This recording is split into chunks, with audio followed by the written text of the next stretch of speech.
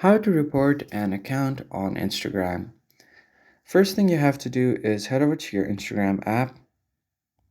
And once you open up the application, just make sure that you are logged into your account. And once you're logged in, you just want to find the account that you want to report. So let me just go ahead and tap one from my profile.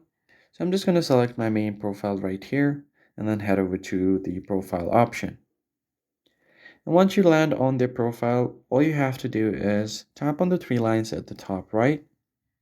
And then here you have three options. You could either restrict them, block them, or report them. So first tap on report. Now, if you want to report a specific post or something about this account, you could do that. I'm just going to tap on this entire account.